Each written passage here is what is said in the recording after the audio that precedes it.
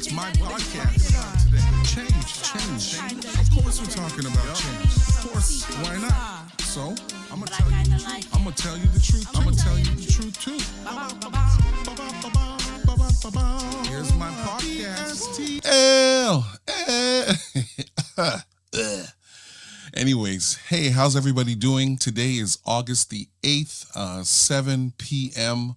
on a Monday. My name is Andre Anderson. I am both founder and host of BSTL, and this is, I want to say, episode 12. I'm so excited to have this conversation with you, and of course, for those of you that are wondering how to get in touch with me, BSTLinc21 at gmail.com. So let's get right into this one. So recently I was on LinkedIn. I was just going through different profiles. I like to see stuff that's there. I am a very visual type of person, so something popped up in my news feed on my LinkedIn page. And maybe some of you have seen this already, maybe not, and that's okay. But it's this short video of a cat that is heading towards this bird that is resting on some type of a grid of some sort. And the bird is about to the cat is about to kill this bird. And apparently when the cat gets close enough, the cat realizes that this bird is blind. And so therefore, the bird does not see the danger that's coming. The bird does not see what kind of animal it is. And here's the thing, the cat, rather than killing it, decides that I'm just going to kiss this bird, and that's pretty much where the video ends. And so, of course, as I'm like in my thoughts, in my feelings, I start to think about leadership and what does that look like. Now, here's the thing. In this video, really all you see are the two characters. You see the cat, you see this bird, you see the location, but what you don't see is who is it that's behind the actual camera. So here's the thing that I want to talk a little bit about today. It's how we handle those that don't see the danger that's coming towards them. And maybe I'll just try to explain this thing before we really get into the conversation. So in this video, I want to make the cat the manager. Okay, I want to make them a part of the leadership team. And then I want to make the bird, those that kind of like report to us, those that are, we are responsible for leading them. Now, on every single team that you find, there are some individuals who get it, like they understand, like you got to be to work on time. You got to get your computer open. You've got to have your files there. Like however it is that you do your job, there are some people that they just get it, right? And we celebrate those individuals, right? As a matter of fact, when we have month ends and we celebrate and we give out awards, et cetera, we know how to reward the people that get it. But then we also have the other individuals, and those individuals are, they're nice, they're kind, we enjoy having them around, but they don't necessarily get it, right? It's almost like no matter how many times you speak with them about the need to be productive, you have clarified, you have given them their description, you've held them accountable, you've told them exactly what it is that you need from them, and for some reason or another, they just don't seem to get it. Now, in that moment, as leaders, how we handle those individuals will determine the type of culture that we create in the workforce. So now let me explain this to you. So in this video, as this cat is now getting closer to this bird and recognizes that there's a deficiency that is in this bird, the cat has to make a decision. Pounce on it and kill it because it's hungry and it wants to make an example to all other blind birds, or the cat can kiss it and maybe let it live to see another day. And maybe here's one of the things that I'm discovering in my own journey, in my own past, in my own present context, that how we deal with those who don't get it, who do not see the danger that's coming, will often determine the type of culture that we are creating around us. And when I say the culture, remember, whenever something happens, there's always a camera that's rolling, right? There's always somebody that's off off the frame, but they are in the room. And what happens is that sometimes as leaders, because our desire is to remove those who may have issues, who have challenges. Now, let me just tell you this short story, if you don't mind. I remember years ago, I was leading a specific team. The team was doing great. Like when I say great, we were second in terms of performance. We were doing like everything we needed to do. We were smashing it. We were like, it was just incredible. And of course, as leaders, we always want to have that kind of team. So here's the thing. On my team, there's one particular individual that was not necessarily doing so well. As a matter of fact, they were a problem for me. And when I say a problem, I don't mean that I dislike them, but like every now and then you've got somebody on your team that you perceive as being needy. You have to talk to them more often. You've got to keep repeating yourself, etc. Well, I had one of those on my team. And it seemed like no matter how often, like I tried everything, I tried to give incentives. I tried to give the individual some additional time to just relax. I mean, I tried it all. And no matter what happened, every single time we went into these month ends and we were talking about how they were doing and taking a look at their numbers, I mean, I was asking everything like, what can I do to support you better?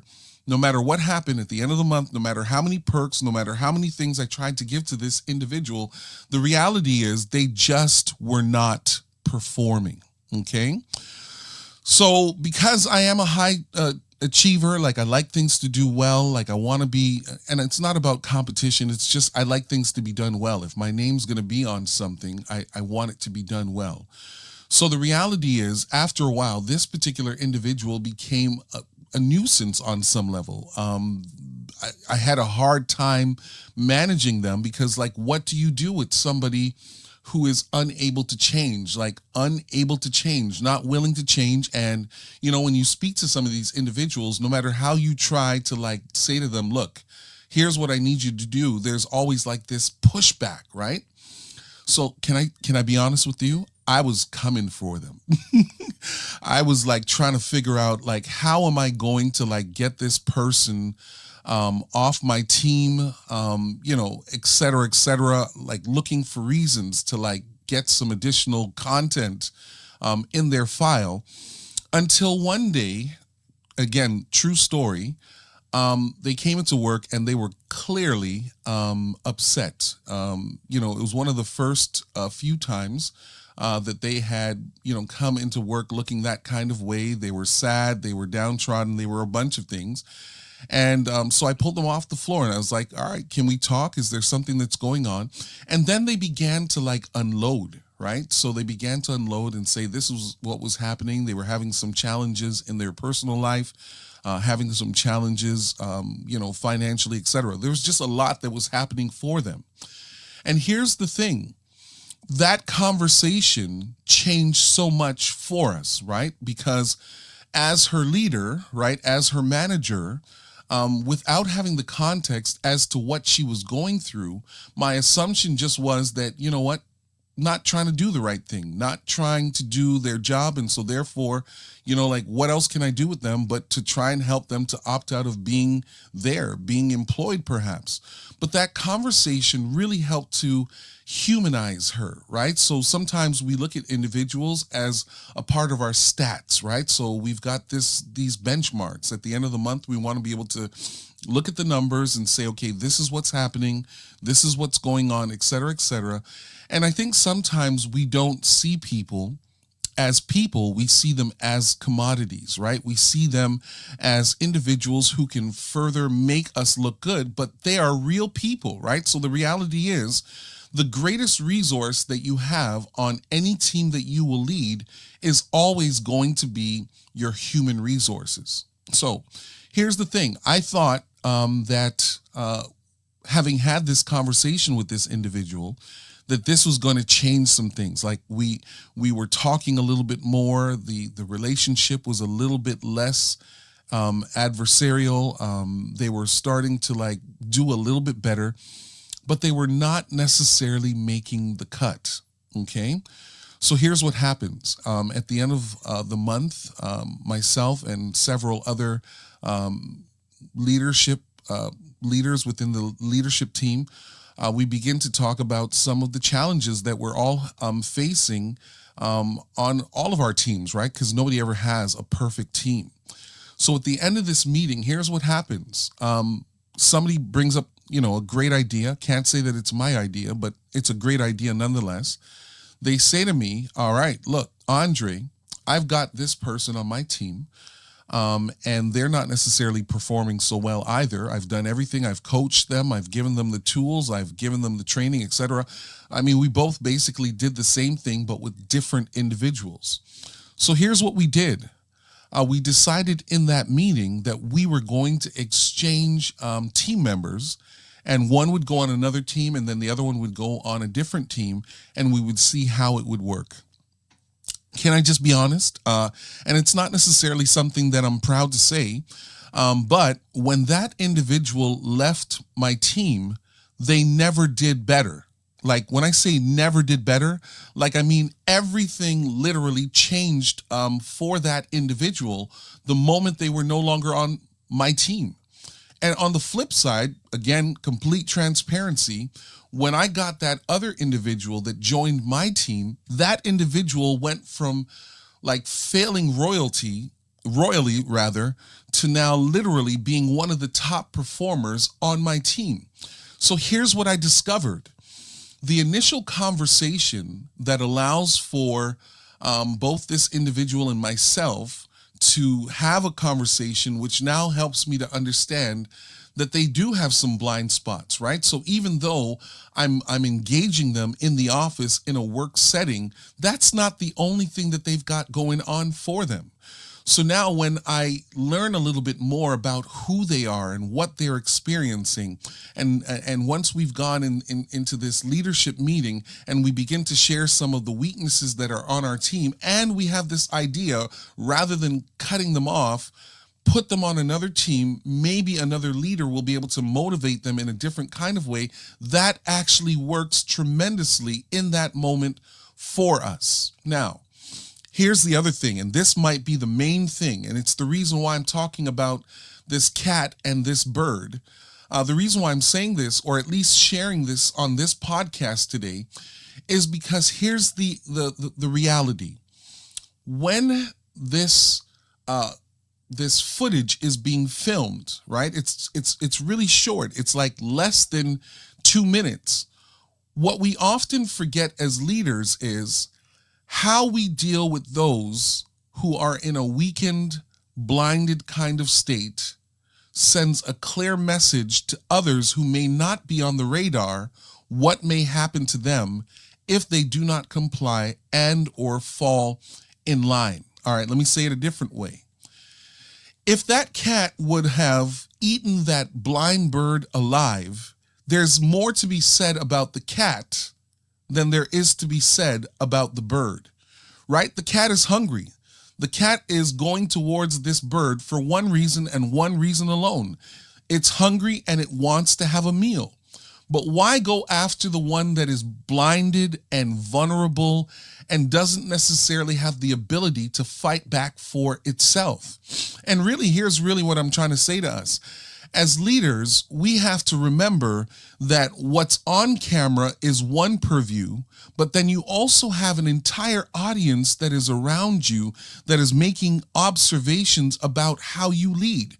So while you may be well within your rights to go after the individuals that are underachieving, that may not be hitting their benchmark, and you've tried everything, you personally have tried everything, one of the things that I've discovered is sometimes it works better not by coming after them, but by perhaps putting them in another space when you've exhausted all resources. Now, I think that this is important because here's the thing.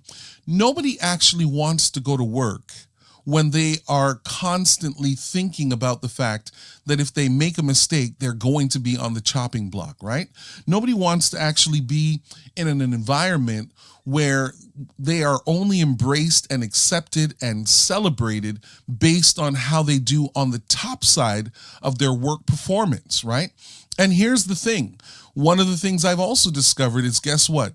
For every cat, there is a bigger cat, which therefore means how we treat the birds, the blinded ones, the vulnerable ones, the ones that are struggling to keep up with the rest of the pack.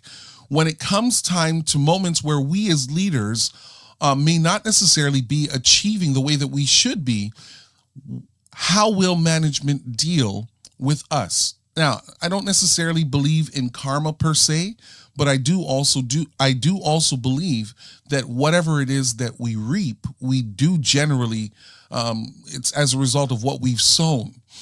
And so maybe this conversation today is really intended to help us to understand that there's got to be like an ethic, I think.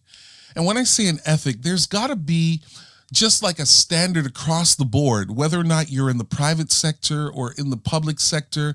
Like, there are some meetings that you go to where people are failing royally. And if you don't necessarily have a context as to what they're going through and what they have to experience in their own personal lives, you may out the fire in them prematurely and cut them sooner than they need to. But maybe what I'm suggesting is that you can try a different method. Try moving them around, putting them on a different team. Put them with somebody that may work with them better than you do. And let me just say this. It doesn't mean that you're failing because you're unable to motivate everyone. Like, I don't know. I know that this is a thing for a lot of us as leaders. We want to be able to walk people from point A all the way to point Z. And what I've discovered is no one leader has all the real estate on all of the resources. Not all leaders are going to gel with every single personality type. There are going to be some individuals that no matter what you do, they will never be motivated by you.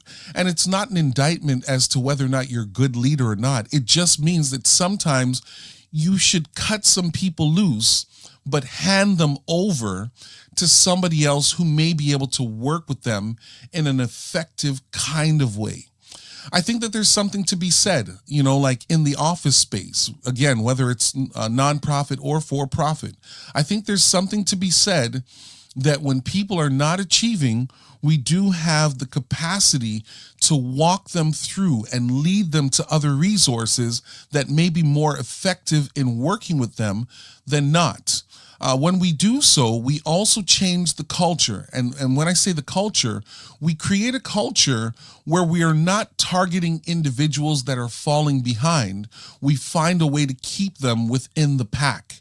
And I think that, there's something to be said when you have a lower turnover rate. Like, why are people leaving? Like, why are people quitting before they get fired? Like, there's something to be said about that.